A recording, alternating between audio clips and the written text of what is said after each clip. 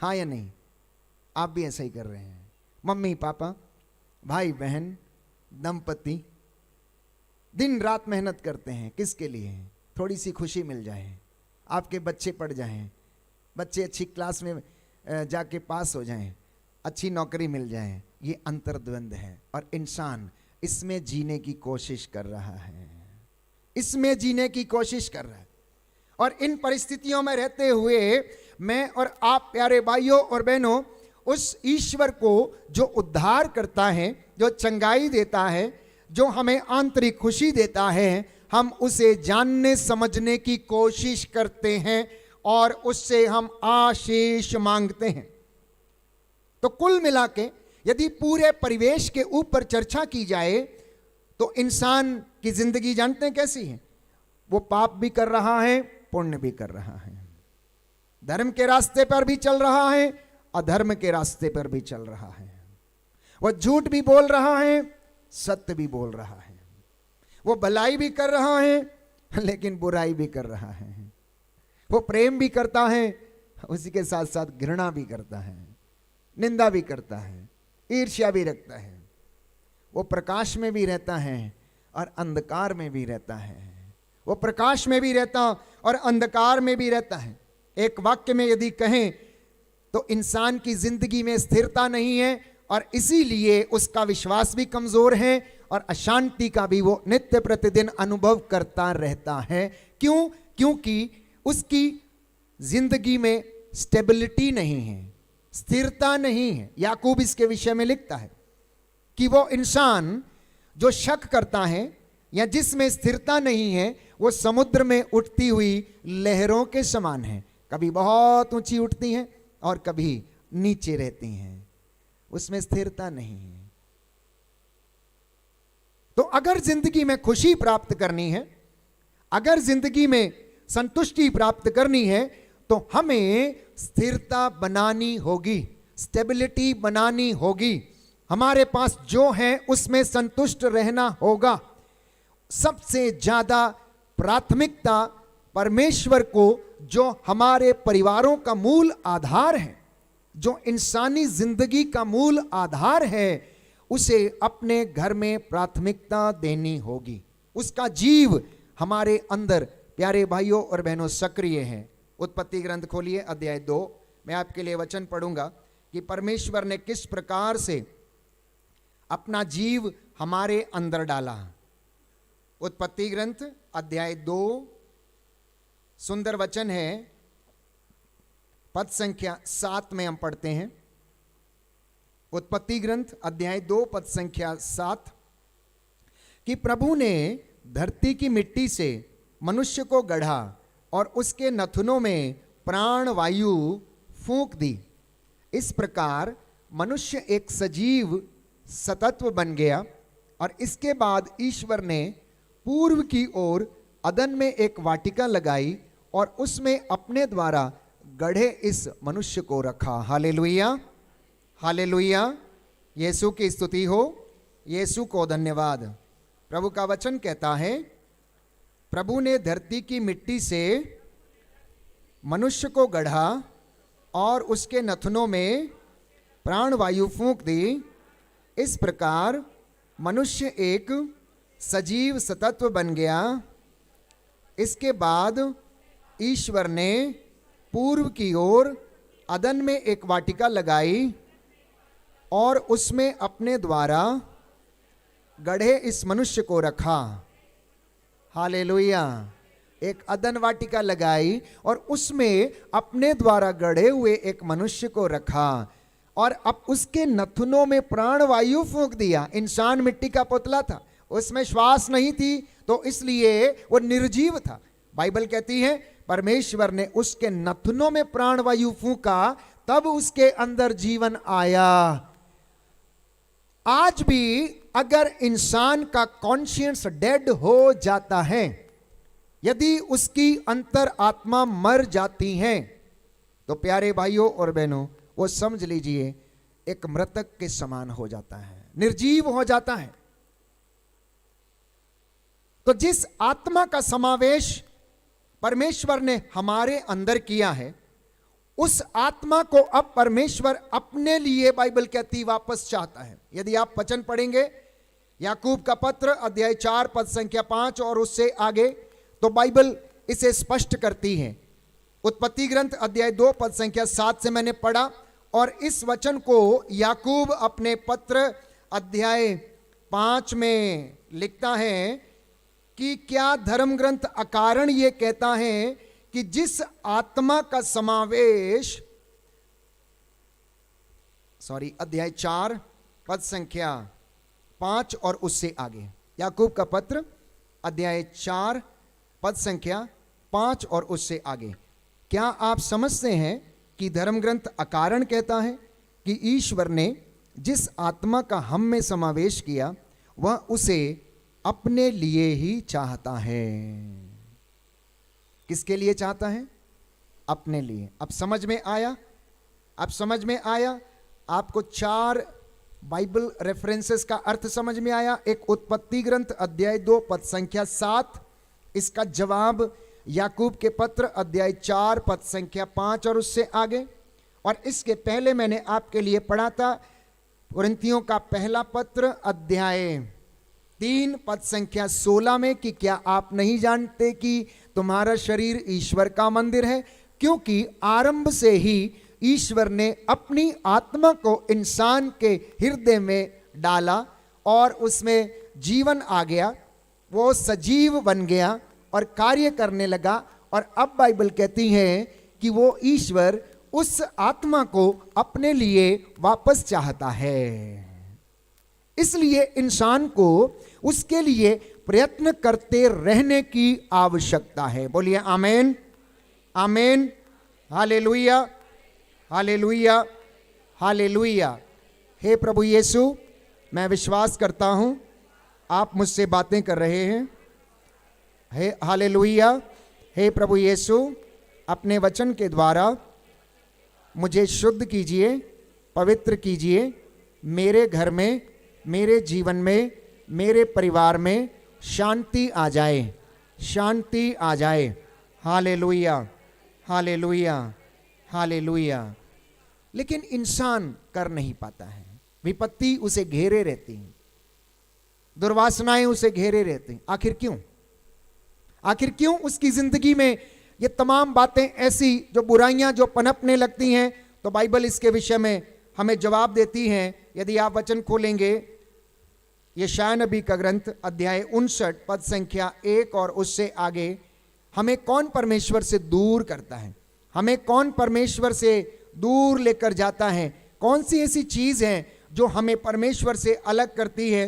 इसके विषय में यशायाह नबी लिखता है कि प्रभु ये कहता है, तुम्हारे अधर्म ने तुमको ईश्वर से दूर किया, तुम्हारे पापों ने तुमको ईश्वर से विमुख कर दिया, इसलिए वो तुम्हारी नहीं सुनता है, इसलिए वो तुम्हारी नहीं सुनता है, क्योंकि तुम्हारे हाथ रक्त से रंगे हुए हैं, तुम्हारी उंगलियां कुकर्म से दूषित हैं, तुम्हारे होंठ झूठ बोलते हैं, तुम्हारी जीभ बुराई की बातें करती है। एक भी व्यक्ति सच्चा अभियोग नहीं लगाता या ईमानदारी से मुकदमा लड़ता है। वह खोखले तर्क प्रस्तुत करते और झूठ बोलते हैं, अन्याय का गर्भ धारण करते और अपराध को जन्म देते हैं, इसलिए वो तुम्हारी नहीं सुनता। इसलिए तुम्हारी जिंदगी में अशांति है, इसलिए तुम मारे मारे फिरते हो, इसलिए दिन रात मेहनत करते हो लेकिन फिर भी तुम्हें शांति नहीं मिलती। बहुत कमाते हो लेकिन तुम्हारी तिजोरी कभी भरती नहीं, बहुत खाते हो लेकिन भूख कभी मिटती नहीं, बहुत पीते हो लेकिन प्यास कभी बुझती नहीं, क्योंकि तुम्हारे अधर्म ने तुमको ईश्वर से दूर किया हुआ है। Hallelujah, hallelujah, hallelujah. हे प्रभु यीशु, मैं क्षमा याचना करता हूँ अपने लिए, अपने परिवार के लिए, मुझ पर दया कीजिए। Hallelujah, hallelujah. इसलिए कहता है, क्या तुम चाहते हो कि मैं तुम पर दया करूं? क्या तुम चाहते हो तुम्हारी संतान को ब्लेस करूं? क्या तुम चाहते हो कि मेरा वचन तुम्हारे जीवन में महिमा पाए और उन्नति पाए? तो देखो, कहता है, यदि तुम अपने बीच से अत्याचार दूर करोगे। अध्याय 58 यशायाह नबी का ग्रंथ अध्याय 58 पद संख्या 9 और उससे आगे, दूसरे भाग से हम पढ़ेंगे। यदि तुम अपने बीच से अत्याचार दूर करोगे, किसी पर अभियोग नहीं लगाओगे, किसी की निंदा नहीं करोगे, अपनी रोटी भूखों को खिलाओगे, पददलितों को तृप्त करोगे, तो अंधकार में तुम्हारी ज्योति का उदय होगा और तुम्हारा अंधकार दिन का प्रकाश बन जाएगा। बोलिए आमीन, हालेलुया। प्रभु क्या कह रहे हैं? यदि तुम मेरी बातों को मानोगे, यदि तुम मेरी आज्ञा के अनुसार जीवन बिताओगे, तो अंधकार में तुम्हारे लिए प्रकाश का उदय होगा, तुम्हारी ज्योति उषा की तरह चमकेगी। तुम्हारी जिंदगी में जो अंधकार यदि है भी, तो कहता है मैं उसे प्रकाश में बदल दूंगा। मैं तुम्हारी प्रार्थना को सुनूंगा। जब तुम मुझसे प्रार्थना करोगे तो देखो मैं कहूंगा कि मैं प्रस्तुत हूं। यदि तुम पुकारोगे तो ईश्वर उत्तर देगा, यदि तुम दुहाई दोगे तो वह कहेगा देखो मैं प्रस्तुत हूं। और तब तुम्हारी ज्योति उषा की तरह फूट निकलेगी, तुम्हारा घाव शीघ्र ही भर जाएगा, तुम्हारी धार्मिकता तुम्हारे आगे आगे चलेगी और ईश्वर की महिमा तुम्हारे पीछे पीछे आएगी। पद संख्या 14, यशायाह नबी का ग्रंथ अध्याय 58 पद संख्या 14। प्रभु तुम्हें आनंद प्रदान करेगा, तुम्हें प्रभु का आनंद प्राप्त होगा। मैं तुम लोगों को देश के पर्वत प्रदान करूंगा और तुम्हारे पिता याकूब की विरासत में मैं तुम्हें तृप्त करूंगा। ये प्रभु का कहना है, फादर अशोक का नहीं है, ये प्रभु का कहना है। कितनी बातें हैं। आप शांति पाना चाहते हैं, आप आनंद में रहना चाहते हैं, आप खुशी से रहना चाहते हैं, आप अंधकार से बाहर निकलना चाहते हैं, आप दुख से बाहर आना चाहते हैं, उन्नति करना चाहते हैं। कहता देखो मैं खड़ा हूं, मैं तुम्हें बता रहा हूं, मेरी बातें मानो, सुनो और उनका पालन करो। तुम्हारी ज्योति उषा की तरह चमकेगी। मैं तुम्हें आनंद प्रदान करूंगा, मैं तुम्हें देश के पर्वत को प्रदान करूंगा, तुम्हारे पिता याकूब की विरासत से तुम्हें तृप्त करूंगा। ये प्रभु की वाणी है। यदि तुम मेरे विश्राम दिवस का नियम भंग करना छोड़ दोगे, उस पावन दिवस को कारबार नहीं करोगे, यदि तुम उसे दिन आनंद का दिन प्रभु को अर्पित तथा प्रिय दिवस समझोगे, यदि उसके आदर में यात्रा पर नहीं जाओगे, अपना कारबार नहीं करोगे, निरर्थक बातें नहीं करोगे, तो तुम्हें प्रभु का आनंद प्राप्त होगा। आज कितने मसीह लोग हैं जो प्रभु के विश्राम दिवस का पालन नहीं करते हैं। कितने विश्वासी हैं, कितने कलीसिया के लोग हैं, प्यारे भाइयों और बहनों, वो अपनी प्रार्थनाओं में और प्रभु के प्रति ईमानदार नहीं है, इसलिए उनकी तिजोरियां खाली हैं, उनकी आटा गूंदने की परात खाली है, उनके खेत खलिहान खाली हैं, उनमें बरकतें नहीं हैं, क्योंकि वे लोग ईश्वर के प्रति ईमानदार नहीं हैं। कलीसिया को सबसे पहले ईश्वर के साथ ईमानदारी में रहने की आवश्यकता है। एक विश्वासी को, एक मसीह भाई बहन को प्रभु के साथ ईमानदारी में रहने की आवश्यकता है, उसके भय में रहने की आवश्यकता है। आप बाइबल खोलिए, सामुएल का पहला ग्रंथ। बाइबल कहती है जो मेरा आदर करता मैं उनका आदर करता हूं, और जो मेरा आदर नहीं करते मैं उनका आदर नहीं करता हूं। सामुएल का पहला ग्रंथ अध्याय 2 पद संख्या 30। सुनिए ध्यान से प्रभु क्या कह रहे हैं। इसलिए प्रभु इज़राइल का ईश्वर ये कहता है, मैंने कहा था कि तुम्हारा और तुम्हारे पिता का घराना सदा मेरे पवित्र स्थान पर मेरी सेवा करेगा, किंतु अब प्रभु ये कहता ऐसा नहीं होगा। मैं उन्हीं का आदर करता हूं जो मेरा आदर करते हैं, परंतु जो मुझे तुच्छ समझते हैं वे तुच्छ समझे जाएंगे।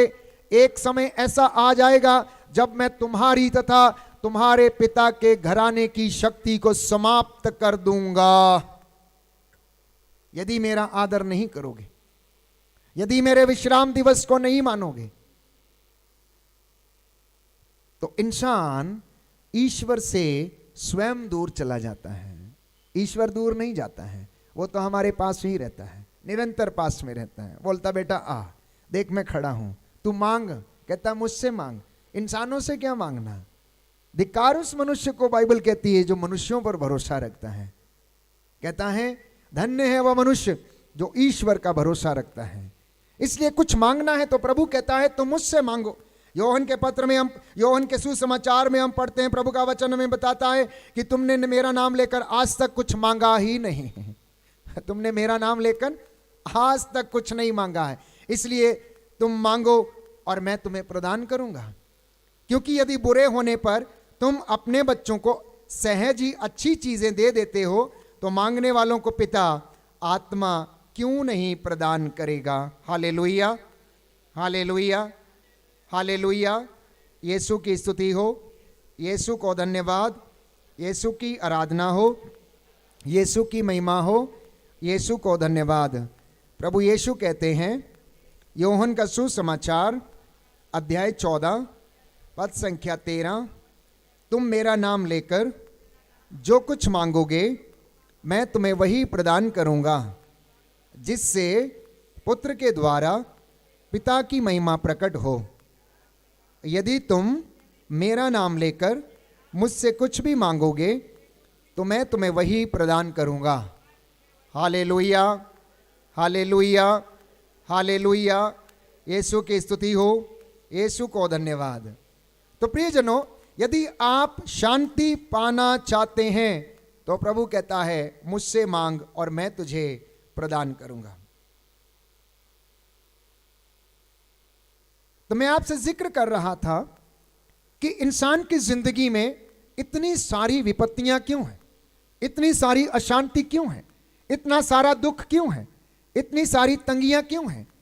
क्योंकि वो अपने किए की सजा भुगतता है। बाइबल कहती है तुम में से कुछ लोग अपने कुकर्मों के कारण बीमार पड़ गए थे।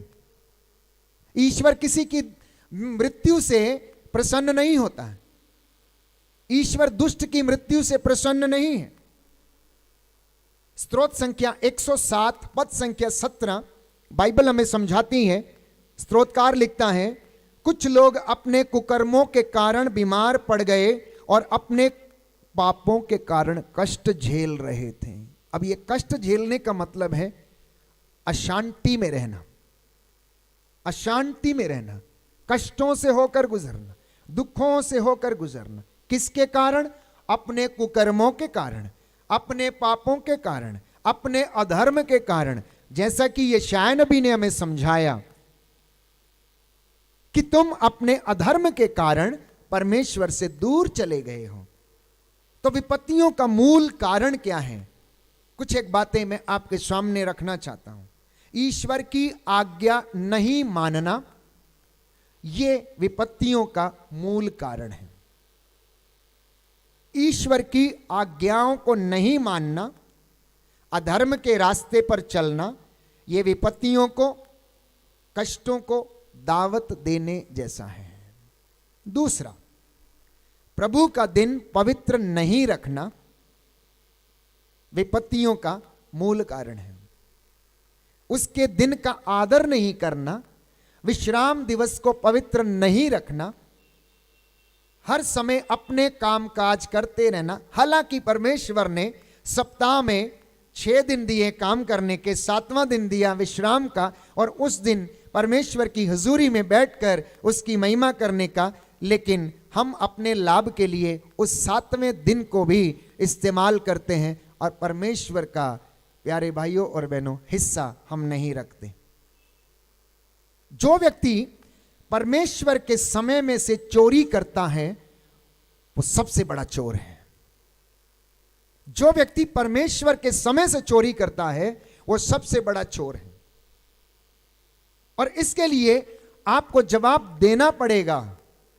जब प्रभु आपसे पूछेगा कि क्या तुमने मेरे विश्राम दिवस को पवित्र किया, क्या तुमने उस दिन मेरे साथ बैठकर इबादत की, प्यारे भाइयों और बहनों, उस दिन हमें जवाब देना पड़ेगा।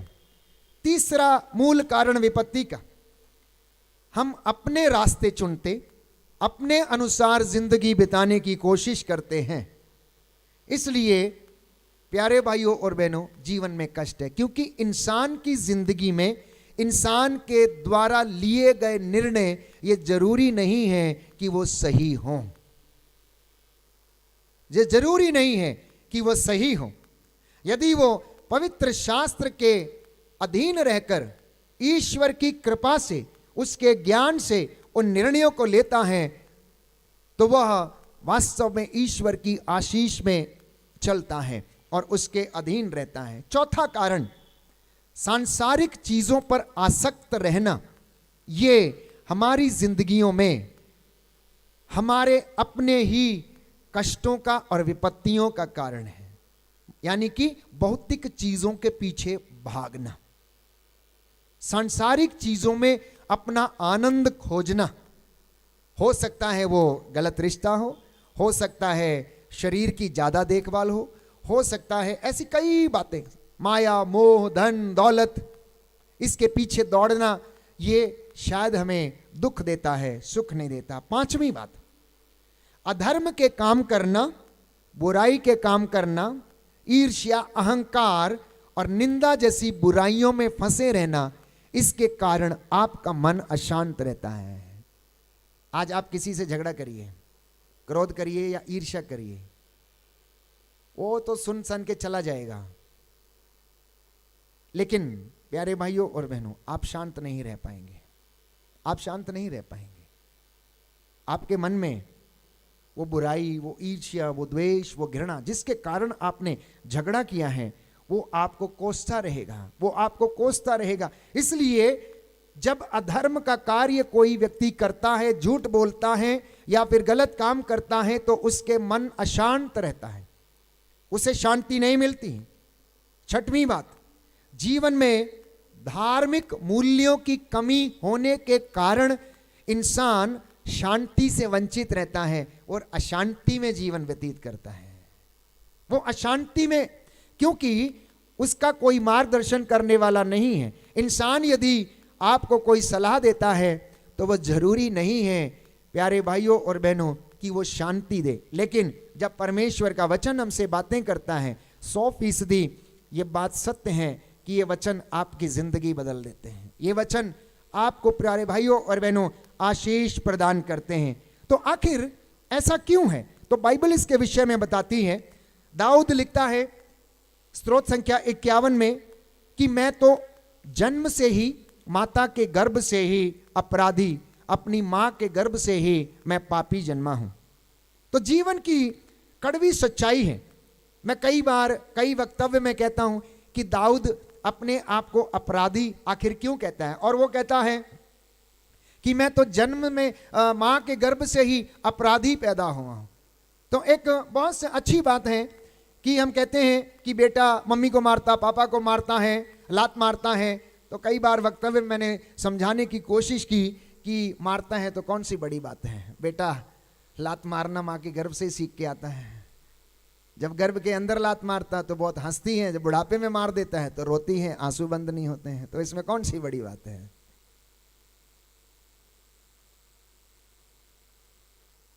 अब यदि आप प्रज्ञा ग्रंथ अध्याय 12 पद संख्या 10 खोलेंगे तो प्रभु वहां पर कहता है कि मैं इनकी जन्मजात दुष्टता को जानता हूं और मैं ये भी जानता हूं कि ये अपना स्वभाव नहीं बदलेंगे, फिर भी मैं इन्हें धीरे धीरे दंड देकर प्रायश्चित करने का मौका देता हूं। कितनी सुंदर बात है, कितनी सुंदर बात है। बाइबल आत्मिक ज्ञान का खजाना है प्यारे भाई और बहनों। बाइबल ये कह रही है, दाऊद कह रहा है कि मैं मां के गर्भ से अपराधी, अपनी माता के गर्भ से पापी हूं। और कड़वी सच्चाई ये कि इंसान लात मारना मां के गर्भ से सीख के आता है। और प्रज्ञा ग्रंथ अध्याय 12 पद संख्या 10 में परमेश्वर याद दिला रहा है कि मैं इनकी जन्मजात दुष्टता जानता हूं और यह भी जानता हूं कि ये अपना स्वभाव नहीं बदलेंगे, फिर भी मैं तो तरस खाने वाला परमेश्वर हूं। मैं अपने उस करुणामयी कृपा और वादों के कारण इन्हें धीरे धीरे दंड देकर प्रायश्चित करने का मौका देता हूं कि ये मेरे पास लौट कर चले आए, कहीं भटक ना जाएं, कहीं भटक ना जाएं। और प्रभु आज हमारे साथ भी ऐसा ही करता है। ये ऐसा नहीं कि ये वचन केवल आपके लिए है, ये सुनने वाले और सुनाने वाले दोनों के लिए है। इसलिए ये कहा गया है ये वचन दुधारी तलवार है, दोनों तरफ से काटता है। ये सुनने वाले को भी और सुनाने वाले के लिए भी। इसलिए जब हम इन वचनों को ग्रहण करते हैं और इसके अनुसार हम जिंदगी जीने का प्रयास करते हैं तो ये हमें अवश्य शांति प्रदान करते हैं। कष्ट जरूर होता है, क्योंकि दुख के बिना महिमा नहीं है, क्रूस के बिना पुनरुत्थान नहीं प्यारे भाइयों और बहनों, गुड फ्राइडे के बिना ईस्टर मनाया नहीं जा सकता है। तो इसलिए अगर आप ईश्वर की महिमा देखना चाहते हैं तो हमें इन कष्टों से गुजरना अत्यंत आवश्यक है। और इंसान की जिंदगी में अशांति का सबसे बड़ा मुख्य कारण मैंने आपसे बता दिया, अधर्म के रास्ते, ये विपत्तियों के कारण है, ईश्वर की आज्ञा नहीं मानना। इसलिए संत पौलुस लिखता है कि ये सभी लोग, रोमियो का पत्र अध्याय 3 पद संख्या 23, सब ने पाप किया है और सब ईश्वर की महिमा से वंचित हैं, सब ईश्वर की महिमा से वंचित हैं। और इसलिए हमारा कर्तव्य है कि मैं और आप प्यारे भाइयों और बहनों उस ईश्वर को प्राप्त करने के लिए प्रायश्चित के साथ उसकी हजूरी में वापस आएं, जिससे कि वो हमें ब्लेस करे और आशीष प्रदान करे। अब आप फिर से मुझसे एक सवाल पूछेंगे, फादर जी तो इनसे कैसे निकला जाए, आखिर क्यों हमारे साथ ऐसा होता है? इसका जवाब भी बाइबल हमें देती है कि दुख हमारी जिंदगी में क्यों है, पाप की ओर हमारा झुकाव क्यों है, क्यों हम इन बुरे कामों को करने के लिए दौड़ते हैं, क्यों हम शरीर को सुख देने के लिए दौड़ते हैं। तो बाइबल इसके विषय में कहती है प्यारे भाइयों और बहनों, शरीर की वासना जो है ये सारी चीजों का मुख्य कारण है। और बाइबल में लिखा है, याकूब का पत्र अध्याय 1 पद संख्या 15, वासना के गर्भ से पाप का जन्म होता है और पाप विकसित होकर मृत्यु को जन्म देता है। वासना के गर्भ से पाप पैदा होता है और पाप बड़ा होकर विकसित होकर ये क्या करता है, मृत्यु को जन्म देता है। किस प्रकार की वासना? किसी भी चीज के लिए जो प्रलोभन है प्यारे भाइयों और बहनों, वो वासना के गर्भ से आता है, वो वासना के गर्भ से आता है। इसलिए विश्वासियों को चाहिए कि वो अपनी आत्माओं को निरंतर याद दिलाएं, अपने शरीर को वचन के द्वारा निरंतर शुद्ध करें, पवित्र करें, पवित्र यूकरिस्त संस्कार के द्वारा अपने इस दुर्बल शरीर को बल प्रदान करने के लिए उपवास प्रार्थना के द्वारा इसे बलवंत करें, ताकि ये प्रलोभन में ना पड़ जाए। क्योंकि बाइबल कहती है प्रलोभन में पड़ा हुआ व्यक्ति ये ना कहे कि ईश्वर ने मुझे प्रलोभन दिया, क्योंकि ईश्वर ना तो किसी को प्रलोभन देता है और ना ही वो प्रलोभन में पड़ सकता है, ना उसे कोई ठग सकता है और ना ही वो ठगा जा सकता है। कोई व्यक्ति ये ना कहे मैं पाप में गिर गया था, ईश्वर ने मुझे गिरने दिया, ईश्वर ने मुझे प्रलोभन दिया। कोई भी व्यक्ति, बाइबल कहती है ऐसा ना करे, क्योंकि जो व्यक्ति ऐसा करता है वो अपने किए की सजा वो स्वयं भुगतता है। तो अब सवाल ये है कि हमारे अंदर ये आंतरिक युद्ध क्यों है?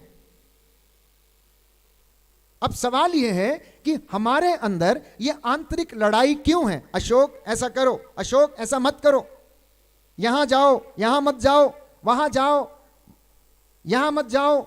आखिर ये लड़ाई क्यों है? ये द्वंद्व क्यों है? कभी पूछा आपने?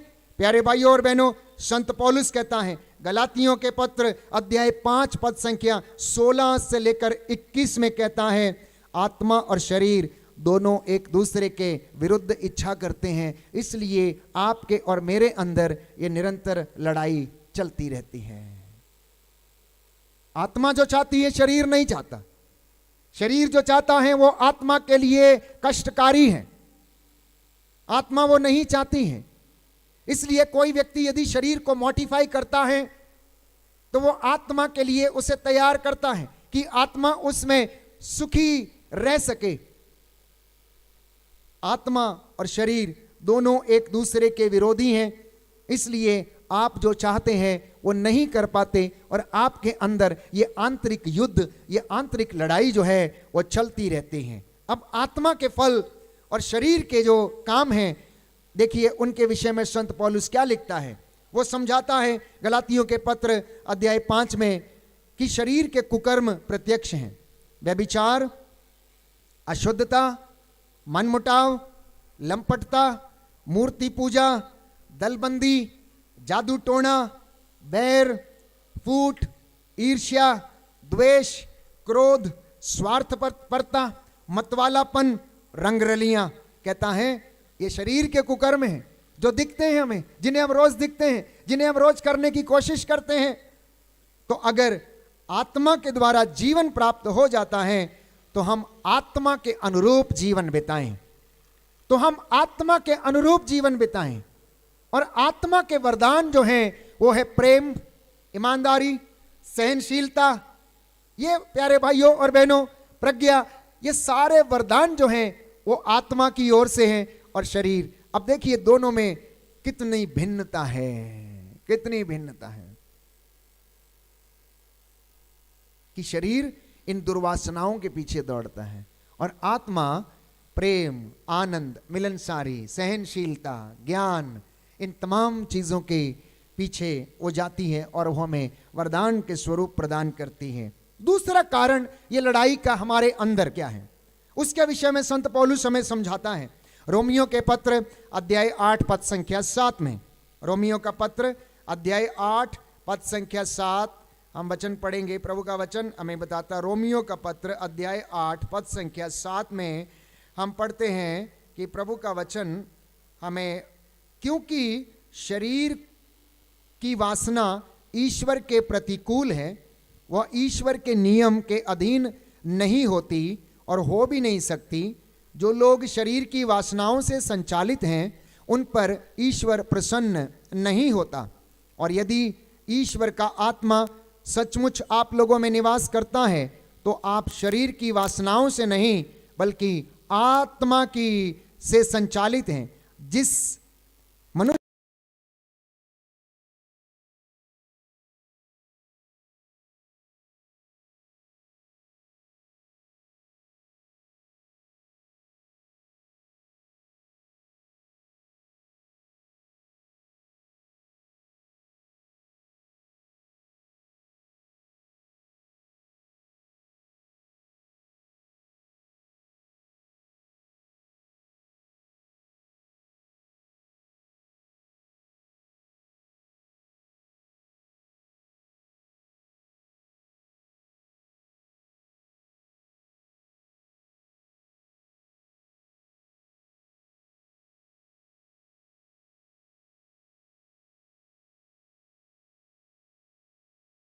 का पत्र पद संख्या 22, मैंने आपसे कहा सारे लोग अशांति में हैं, कष्ट में हैं, पीड़ा में हैं। तो संत पौलुस उस बात को स्पष्ट करता है कि समस्त सृष्टि ऐसे कराह रही है मानो जैसे प्रसव पीड़ा के दौरान स्त्री कराहती है। क्यों? क्योंकि वो कष्ट में है, अशांति में है, दुख में है, विपत्ति में है, चिंता में है। और यही कारण है कि आप और मैं आंसू बहाते हैं, आप और मैं समय असमय रोते हैं। यही कारण है। मैं समझता हूं कि इस वचन ने आपको समझाया कि हमारी जिंदगी में क्या कारण है कि हम इतने दुख से गुजरते हैं, क्या कारण है कि अशांत रहते हैं, क्या कारण है कि हमारे अंदर एक लड़ाई चलती रहती है, क्या कारण है कि हम सुखी नहीं रह पाते हैं। और प्रभु ने हमसे बातें की हैं। प्यारे भाइयों और बहनों, अब इनको ठीक कैसे किया जाए, ठीक कैसे किया जाए? तो बाइबल कहती है कि आप परमेश्वर को अपने परिवार में और जीवन में प्रथम स्थान देना और परमेश्वर से मशवरा करना, सलाह परमेश्वर से लेना। अगर मान लीजिए नौजवान बेटी की शादी एक नौजवान बेटे से हो जाए और यदि वो बेटा अच्छा है या बेटी अच्छी है तो वैवाहिक जीवन सफल, और यदि उनमें से दोनों में से एक भी भटका हुआ है तो पूरी जिंदगी बर्बाद। इसलिए शादी करते समय प्रभु से मशवरा करना और कहना कि मेरे लिए उत्तम साथी ढूंढ के लाओ, वो पसली जो मेरे यहाँ से निकली है वो फिट हो जाए। जब वो पसली फिट नहीं होती है ना, वो जिंदगी भर क्या करती है, चुभती रहती है, चुभती रहती है क्योंकि वो उसकी थी नहीं, वो गलती से जुड़ गई, हड्डी गलत जगह जुड़ गई, इसलिए वो हमेशा हाथ या पैर टेढ़ा ही रहता है और रिश्ता भी टेढ़ा ही रहेगा। इसलिए परमेश्वर से कहना, प्रभु आप ढूंढ के लाइए, प्रभु आप ढूंढ के लाइए। आजकल बहुत सारे लोग मैच मेकिंग करते हैं, मैच मेकिंग करते हैं, है ना, बिचौलिया लेके आता है, उसे शादी करवाने से मतलब होता है, उसे इससे मतलब नहीं होता लड़की कैसी है नहीं है, उससे उसका स्वभाव मिलेगा या नहीं मिलेगा। स्वार्थ के लिए शादी होती है, कोई मकान देखकर शादी करता है, कोई नौकरी देख के शादी करता है, कोई पैसों के लिए शादी करता है, कोई जिंदगी निभाने के लिए। मैं समझता हूँ आजकल बहुत कम लोग शादी करते हैं। इसलिए नौजवान युवक युवतियाँ, आप देखिए किस काम के लिए शादी करना है। अगर आप दोनों का जीवन अच्छा है, आप एक दूसरे के प्रति ईमानदार हैं, तो आपको किसी चीज की कमी नहीं होगी। लेकिन अगर आप स्वार्थी हैं तो आपकी जिंदगी में और रिश्तों में कमी ही कमी रहेगी हमेशा के लिए। इसलिए यह रिश्ता परमेश्वर की ओर से आना चाहिए, और जब आप उससे मशवरा करेंगे, जब आप उसे प्रथम स्थान देंगे अपने घर में, जब आप वचन रोज पढ़ेंगे, उसको सुनेंगे, तो वो आपको मार्गदर्शन करेगा, आपसे बातें करेगा। आपके लिए प्रभु का वचन कहता है, यिर्मयाह नबी का ग्रंथ अध्याय 29 पद संख्या 11 और उससे आगे, मैंने योजना बनाई है, तेरे हित की योजना, अहित की नहीं है, तेरे परिवार की उन्नति की योजना है, तेरे जीवन की उन्नति की योजना है। कहता मैं जानता हूं कि तुझे अच्छी खुशी कहां मिलेगी, लेकिन तू मेरी बात तो सुनता ही नहीं, तू मेरी बात तो सुनती ही नहीं, तो मैं कैसे तुझे खुशी दे दूं। जहां पर खुशी है तू वहां जाना ही नहीं चाहता, लेकिन जहां दुख है वहां तू दौड़ कर जाता है, क्योंकि वो तुझे वहां पर प्रलोभन नजर आता है जो तेरे शरीर को आनंद देता है। कहता है तू उसके पीछे दौड़ता है। इसलिए प्यारे भाइयों और बहनों, सुनिए ध्यान से, ये वचन आपकी जिंदगी बदल देंगे। सूक्ति ग्रंथ अध्याय 11 पद संख्या 1, प्रभु को खोटे तराजू से घृणा है, प्रभु को खोटे तराजू से घृणा है, लेकिन उसे सही बाट पसंद है।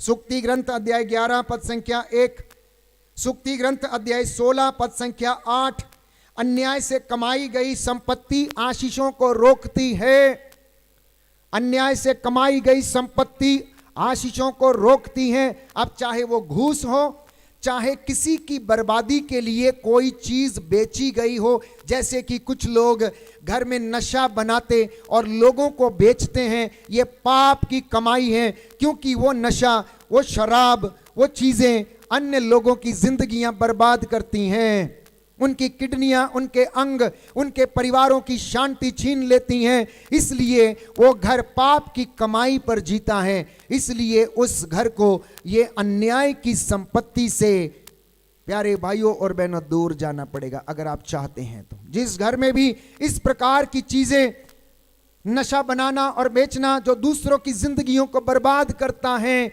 आपको उससे तौबा करना पड़ेगा, क्योंकि अन्याय से कमाई संपत्ति घर में आशीषों को रोकती है। सूक्ति ग्रंथ अध्याय 15 पद संख्या 27, पाप की कमाई एकत्र करने वाला अपने घर को संकट में डालता है, किंतु घूस से घृणा करने वाला जीवित रहेगा और उसका घर बना रहेगा। बोलिए आमीन, हालेलुया, हालेलुया। यीशु की स्तुति हो, यीशु को धन्यवाद, यीशु की आराधना हो, यीशु की महिमा हो, यीशु को धन्यवाद। सूक्ति ग्रंथ अध्याय 16 पद संख्या 5, प्रभु को घमंडी से घृणा है और उसे अंत में दंड अवश्य मिलेगा। बाइबल क्या कहती है? प्रभु को घमंडी से घृणा है, अहंकारी से घृणा है, और ऐसे व्यक्ति को परमेश्वर का वचन कहता है अंत में दंड अवश्य दिया जाएगा। प्रवक्ता ग्रंथ अध्याय 19 पद संख्या 4, मैंने कहा ये वचन आपकी जिंदगी बदल देंगे, आपके परिवारों में आशीषें आ जाएंगी यदि वह रुकी हुई हैं, और आप इन वचनों को यदि स्वीकार करते हैं, तौबा करते हैं, तो आपके परिवार में उन्नति आएगी। Book of Sirach chapter 19 verse 4, जो पाप करता है अपने को हानि पहुंचाता है, जो पाप करता है अपने को हानि पहुंचाता है, हालांकि वो ये नहीं जानता कि ये विपत्ति उसकी जिंदगी में कहां से आती है। प्रवक्ता ग्रंथ अध्याय 21 पद संख्या 1 से 4, प्रत्येक पाप दुधारी तलवार के जैसा है और उसके घाव का इलाज नहीं है। उसके दांत सिंह के दांतों के जैसे हैं, जिनके घावों का कोई इलाज नहीं है, जिनके घावों का कोई इलाज नहीं है। इसलिए बाइबल हमें बताती है कि यदि कोई व्यक्ति ये कहता है कि मैं निष्पाप हूं, मैंने कोई पाप नहीं किया है, तो वो अपने को धोखा देता है। योहन का पहला पत्र अध्याय 1 पद संख्या 8, यदि हम कहते हैं कि हम निष्पाप हैं तो हम अपने आप को धोखा देते हैं और हम में सत्य नहीं है। अध्याय 3 पद संख्या 4 उसी ग्रंथ में, योहन का पहला पत्र अध्याय 3 पद संख्या 4, जो पाप करता वो ईश्वर की आज्ञा का उल्लंघन करता है, क्योंकि पाप तो आज्ञा का उल्लंघन है। इसलिए जो पाप करता है वह शैतान की संतान है और उसमें ईश्वर का तत्व नहीं है। और जिसमें ईश्वर का तत्व नहीं है, अशांति है, उसके जीवन में कष्ट है, चिंता है, परेशानी है, क्योंकि वो ईश्वर पर भरोसा नहीं रख सकता। दाऊद जिसने बड़ा पाप किया लेकिन उसने तौबा की, तौबा करने के बाद अपने गुनाहों के लिए माफी मांगी, निरंतर प्रार्थना किया, अब उसे भरोसा आ गया और वो कहने लगा चाहे अंधेरी घाटी होकर जाना क्यों ना पड़े, मुझे किसी अनिष्ट की शंका नहीं, क्योंकि तू मेरे साथ रहता है। लेकिन जो व्यक्ति पाप में रहता है उसमें ईश्वर का तत्व नहीं, इसलिए वो ईश्वर को स्वीकार नहीं कर पाता है और अशांति में जीवन बिताता है। बहुत सारे लोग गलत रिश्तों में हैं, बहुत सारे नवयुवक युवतियां गलत रिश्तों में हैं, बहुत सारे लोग पाप का जीवन जीते हैं, बहुत सारे लोग परमेश्वर के इच्छा के विरुद्ध अपना जीवन जी रहे हैं। इसलिए तौबा कर लेना, आपके सारे बंधनों से प्रभु आपको आजाद करेगा। निरर्थक जीवनचर्या के बंधन, झूठ के बंधन, चोरी के बंधन, ईर्ष्या, द्वेष, घृणा, नशा, ड्रग्स, बुरे रिश्ते, गलत रिश्ते, दाम्पत्य जीवन के बाहर रिश्ता। प्यारे भाइयों और बहनों, प्रभु चाहता है कि आप इन सारी बातों से तौबा करें, क्योंकि आपके कल्याण का दिन है। बोलिए आमीन। हम अपने आप को तैयार करने जा रहे हैं इस वक्त प्रभु की आराधना के लिए और आशीष प्राप्त करेंगे। हमने वचन सुना है, प्रभु से दया की याचना करें, क्षमा मांगें कि हे प्रभु मेरे जीवन में जो कष्ट है, चिंता है, परेशानी है, आप जानते हैं। आप हृदयों की था लेने वाले मेरे ईश्वर हैं। इस वक्त फादर जॉर्ज बड़े आदर सम्मान के साथ पवित्र संस्कार को वेदी पर लाएंगे। तब तक आप और मैं यहाँ पर अपने आप को तैयार करेंगे।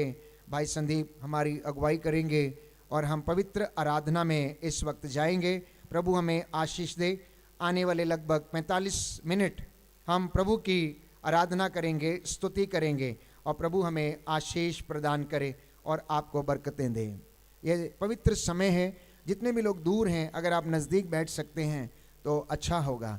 आप प्रभु हमसे बातें कर रहे थे, साक्षात रूप से वो हमारे बीच में इस वक्त आ रहे हैं। अपनी सारी चीज़ों को जहाँ हैं वहीं छोड़ दीजिए। अब आप खड़े हो जाइए, जैसा जैसा भाई आपसे कहें आप वैसा ही करिए और प्रभु की आशीष को आप ग्रहण कीजिए। ये पवित्र समय है, आपके कल्याण का समय है, ये उद्धार का समय है। पवित्र आत्मा को ग्रहण करना। चेले जब एक कमरे में बंद होकर प्रार्थना कर रहे थे, प्रभु वहां पर आ गए और उनसे बोले तुम्हें शांति मिले, तुम्हें शांति मिले। इस चंगाई प्रार्थना के दौरान आपको कुछ होगा, हो सकता है आपके शरीर में कंपन हो सकता है प्रभु साक्षात रूप से लाइट के रूप में, प्रकाश के रूप में आपको दर्शन दे। हो सकता है पवित्र रोटी में वो आपको दर्शन दे, क्योंकि वो हमारे आसपास हैं। जिनको वो चाहता उन्हें चुनता है और पवित्र करता है। आप जितने भी लोग पीछे हैं, इधर उधर घूम रहे हैं, सारे काम बंद कर दीजिए, पंडाल में आ जाइए, वेदी के नीचे, वेदी के सामने आप लोग आ जाइए और हमारे साथ मिलकर प्रभु की स्तुति करें। प्यारे भाइयों और बहनों, ये पवित्र तंबू है जिस पर परमेश्वर का पहरा है। याद कीजिए, जब इजरायलियों को परमेश्वर मरुभूमि में लेकर चल रहा था तो उस तंबू में वहाँ पर विधान की मंजूषा रखी हुई थी और प्रभु उस जगह पर आकर ठहर जाता था और उस तंबू को संरक्षण प्रदान करता था। इसलिए इस वक्त आप इस पंडाल में हाजिर हो जाएं। जितने भी लोग इधर उधर रजिस्ट्रेशन टेबल पे बैठे हैं, यहाँ पर आप जो भी काम कर रहे हैं, आप इस वक्त थोड़े समय के लिए प्रभु के पास दौड़ कर चले आए, अंधे के जैसे पुकारना, ओ ईसा नर मुझ पर दया कर, मेरे परिवार पर दया कर। ओ ईसा नाजरी दाऊद के पुत्र, मेरी पुत्री पर दया कर, मेरे बेटे पर दया कर, मेरे दाम्पत्य जीवन पर दया कर, मेरी पत्नी पर, मेरे पति पर दया कर, मेरे पुरोहितों पर दया कर, मेरी कलीसिया पर दया कर। प्यारे भाइयों और बहनों, ये पवित्र समय है, आइए हम इस वक्त प्रभु का स्वागत करेंगे।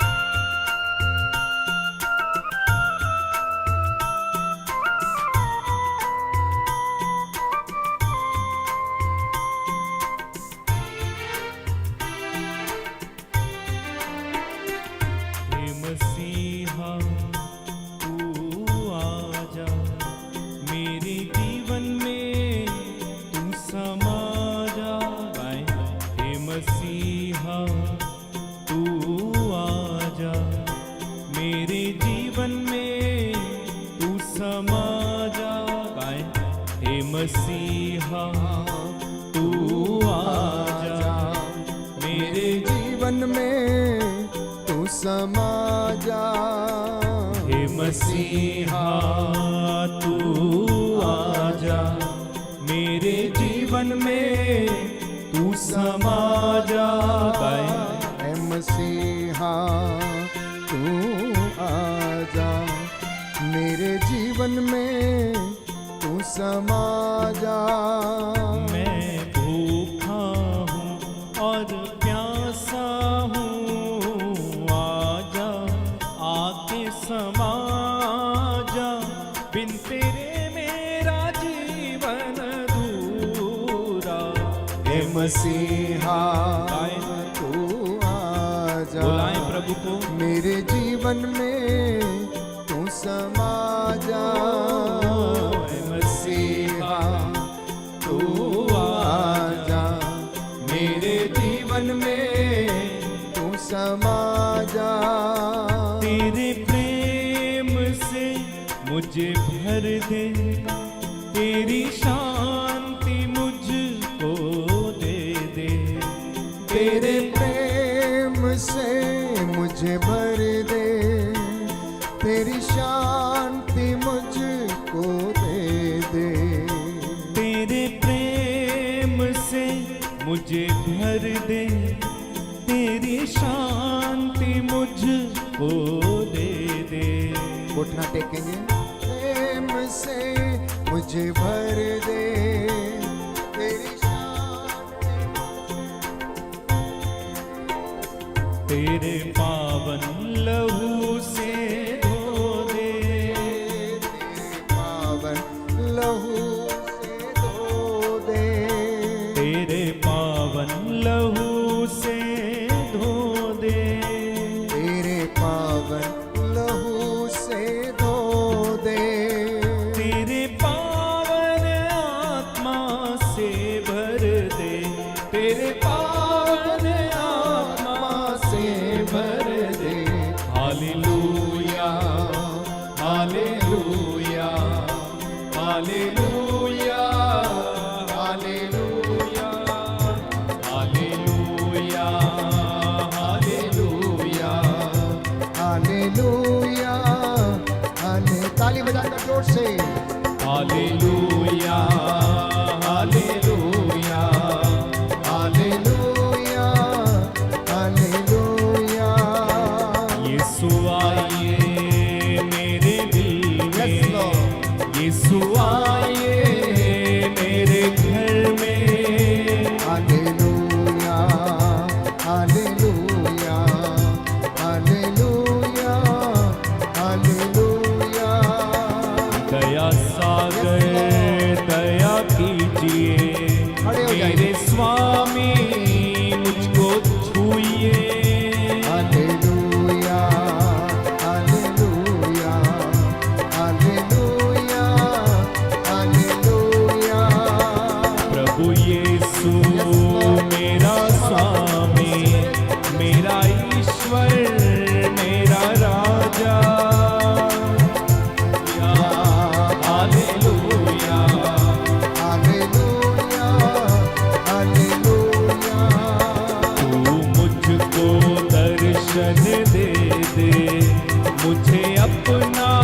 तू बना ले।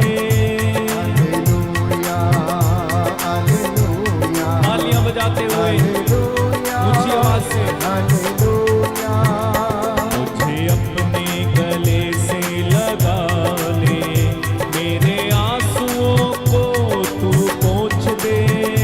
हालेलुया हालेलुया हालेलुया हालेलुया ताली बजाकर जोर से तेरे यस यस मैं अधूरा, बिन तेरे मैं अधूरा। Hallelujah hallelujah hallelujah hallelujah Yeshu आइए मेरे दिल में, मुझे अपने लहू में छिपाइए। हालेलुया हालेलुया हालेलुया हालेलुया तू मुझ में यीशु समा जा, मेरे दिल की धड़कन बन जा। हालेलुया हालेलुया हालेलुया हालेलुया मुझे अपने गले से लगा ले, मुझे अपने प्रेम से भर दे। हालेलुया। लीन हो जाओ प्रभु में, आंखें बंद रखे सब लोग। मेरे स्वामी दया कीजिए, मेरे ईश्वर दया कीजिए। हालेलुया हालेलुया हालेलुया यीशु मेरे घर में आइए, यीशु मेरे परिवार में आइए। Hallelujah hallelujah. आंखें बंद रखे तालियां बजाते हुए गाते जाइए ऊंची आवाज से। तेरे आत्मा से मुझको भर दे, तेरे आनंद से मुझे भर दे। हालेलुया